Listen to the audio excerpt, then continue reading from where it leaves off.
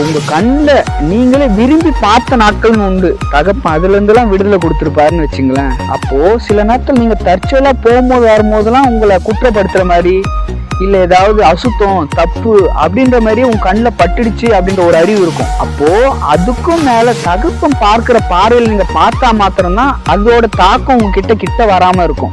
எப்பவுமே அந்த ஹோலினஸோட பரிசுத்தமான மனசோடவே டிராவல் பண்ணலன்னா அவங்களுடைய பார்வை எப்படி இருந்துச்சுன்னா நீங்க உங்க கண்ணில் பட்டது நிமித்தம் தான் அவங்க இன்னும் அதிகமா பரிசுத்தம் வாழ்வாங்கன்ற ஒரு அறிவு. இப்போ குற்றப்படுத்துற மாதிரி உன்னை பேசிட்டு தான் நீ இது வரைக்கும் வாழ்ந்துன்னு இருப்ப. ஆனா தகப்பன் பார்வையே எப்படி அவங்க அருகாமையிலே எந்த சூழ்நிலை உள்ள ஒரு பெண்கள் ஸ்திரீகள்லாம் இவர் போய் சந்திக்கிறாரு. சில கூட்டு வந்து அவர் அருகாமையில கூட்டு வந்து விடுறாங்க. அப்ப அவர் பார்த்த பார்வை எப்படின்னா நான் என் கண்ணுல இருந்து பார்த்த நிமித்தம் தான் இன்னும் அவங்க உண்மையா வாழ்வாங்க, பரிசுத்தமான ஒரு ஹோலினஸ்குள்ள போவாங்க அப்படின்னு சொல்லி ஒரு பார்வை பார்த்து தான் அன்றும் பல ஸ்திரீகள் பல பெண்கள் சந்திக்கப்பட்டிருக்காங்க தகப்பனுடைய அறிவுல. பிறந்த அப்பாவுடைய அன்புலையும் பரிசுத்திலையும் இருப்போம்.